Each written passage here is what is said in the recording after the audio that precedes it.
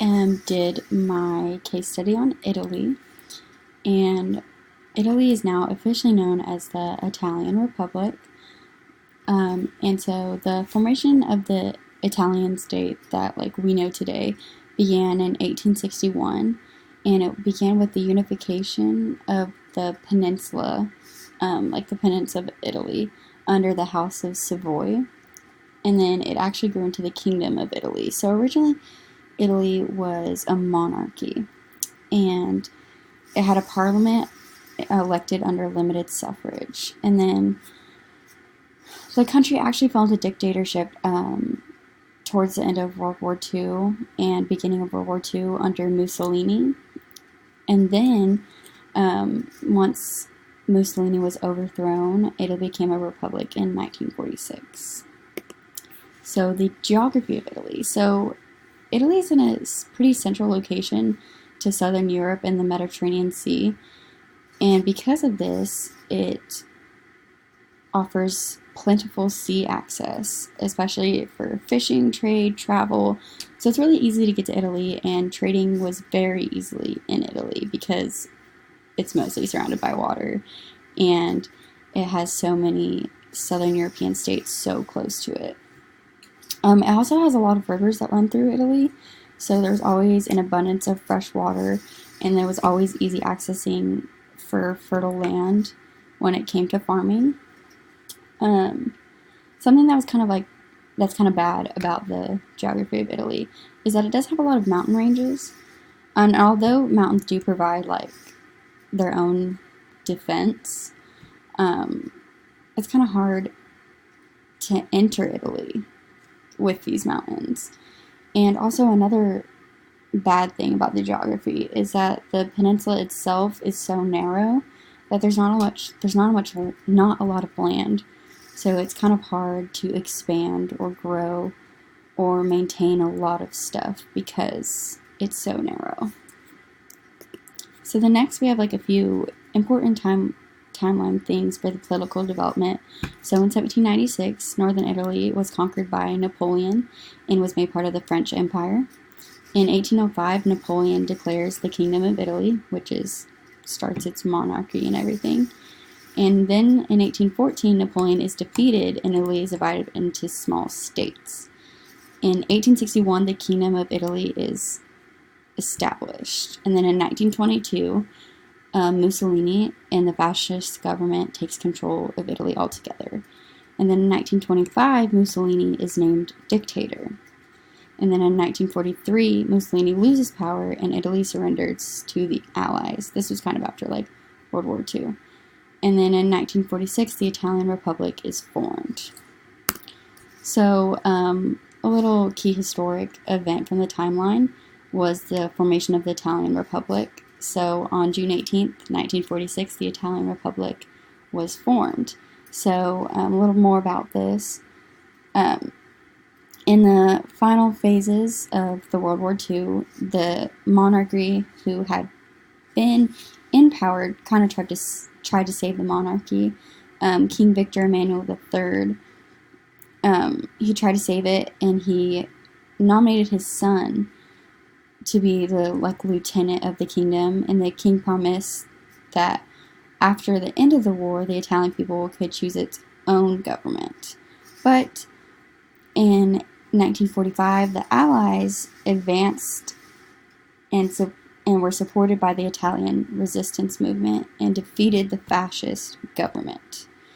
And that's when Mussolini was overthrown. And then Mussolini was eventually killed in 1945. So a constitutional referendum was held on the June 2nd, 1946, and the Republicans won, and then the monarchy was abolished. And so therefore the Kingdom of Italy was no longer a thing. And then the House of Savoy, which was the Italian family who had been ruling the monarchy since it was the Kingdom of Italy, was no more, and they were abolished.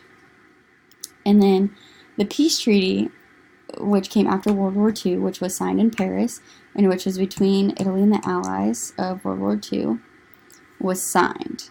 And then this was signed in 1947. And then, but before that, in 1946, Italy had its own election, and in this election were the Christian Democracy, the Italian Socialist Party, and the Italian Communist Party. And the Christian Democracy Party won. And after this party won, and they started their Republic of Italy, the peace treaty and a few other things, such as like the Marshall Plan helping the United States, eventually led to Italy's boom of economic growth and kind of Italy finally coming together as a country and doing so much better. So some of the institutions, so this is kind of how the government is broken up in Italy. So they do have the head of the state, which is the president. Then they'd have their executive, legislative, and judiciary branch. And then in the executive, there's the prime minister, and then the council of ministers, and then a current cabinet and ministries. And then in the legislator branch, Italy still does have a parliament, and it has a Senate of Republic and a Chamber of Deputies. And then they have their judiciary branch, which is Constitutional Court, Supreme Court, Court of Assize, Code of Criminal Procedure. And then some of the institutions of constitutional importance would be like the National Council for Economics and Labor, Council of State, Court of Audit, High Council of the Judiciary, and High Council of the Defense.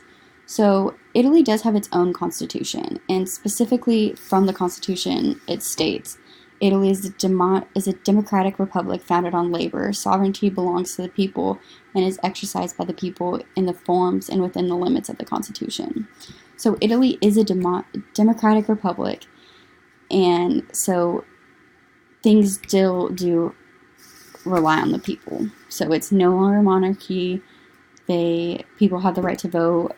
People vote in who they want as their prime minister and president and all that. So the head of the state, which is the president, he's basically was given the duties previously given to the king.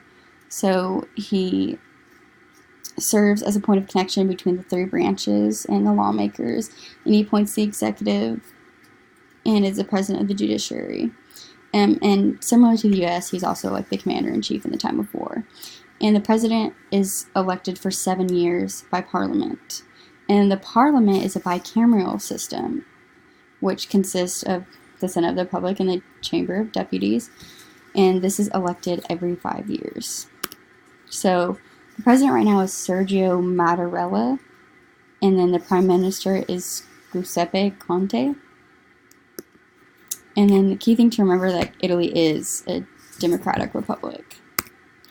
And then some similarities and differences. The UK and Italy, political-wise, are pretty similar. Although the UK still does have a queen. And the UK doesn't have a constitution, unlike Italy. But they both do have a parliamentary system. And the UK does have a prime minister, just as Italy has a prime minister. And both are elected by the people at a general election. So political-wise, they're pretty similar, other than the fact that UK does have like a king and queen, and Italy no longer doesn't.